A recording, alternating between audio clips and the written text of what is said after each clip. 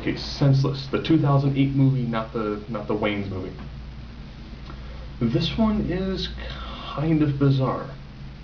You have a guy who is essentially in the world of finance, who gets kidnapped by political terrorists, who then begin the slow process of doing really kind of crazy, bizarre things to him while they are pushing it onto a webcam. And the things they do burn him several times, and they have doctors on staff, so whenever they burn him, they always make sure that they give him like codeine afterwards and salves afterwards, try to make sure that while he's being brutally tortured, he's not, being severely injured. He will actually be able to survive the overall ordeal. If you look at the box art does mention that all you need to remove somebody's eye is a spoon and a confident man. So you do kind of realize, oh, and also on the disc itself, there's an eyeball on a spoon. So you do kind of get where they're probably heading to this. And a lot of this is, they want the man to actually confess to doing all these horrible things. I mean, what horrible things did he actually do? He was kind of a debt merchant. So that more or less meant that he gave loans to people who would in turn loan that money to countries that really couldn't pay it. And since they couldn't pay the money, they'd end up just incurring lots of interest. And therefore they'd be paying off the interest and never actually paying down their overall debt. Sounds relatively overly complicated, but it actually does happen in the world of finance.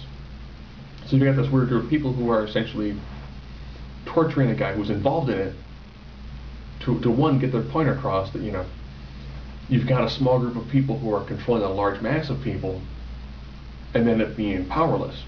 They took somebody who had some of that power, made that person entirely powerless, because he really couldn't do anything because he's kind of locked in a giant aseptic white room, with very, very little human contact. The nice thing about this movie is it's very, very character driven, because you pretty much have the financier, the nurse, and they kind of goes by named Blackbeard. They call him that because from his mask you predominantly see his black beard, and he's the leader of this little terrorist organization. It does have some torture to it, and they do the torture very well. It's always that up to the point, and then they back off. Up to the point, and then you see the aftermath. They do a scene where they put a cottering, it's a cottering iron up his nose. And they show you a lot more of that. Other scenes of torture, they kind of show the beginning of it, and then you have the aftermath at the end. Other times they actually show them doing it, and then the next time you see him, he's got bandages all over him, so you're like, exactly how far they actually go with what they did to him. Very interesting how they did that. Again, it's a lot more of you see somebody who's entirely just distraught and is like, I'm not a part of this, I can't help you, doing this isn't going to help you or solve anything. And then there's still the torturing process to it. It is a different take on it. It is weird seeing a more political sort of torture film, because it is difficult to figure out who you're supposed to really feel empathy for. Do you feel empathy for the people who have been destroyed financially and have had their world almost taken over by people who are very greedy, or do you feel sorry for the person who has kind of been complacent when it comes to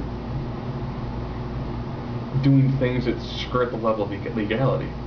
So do you feel sorry for the person being tortured, or the people who are actually torturing him? It does have a decent amount of gray area to it. Before you gotta go, well, the person being tortured, you gotta feel sorry for him.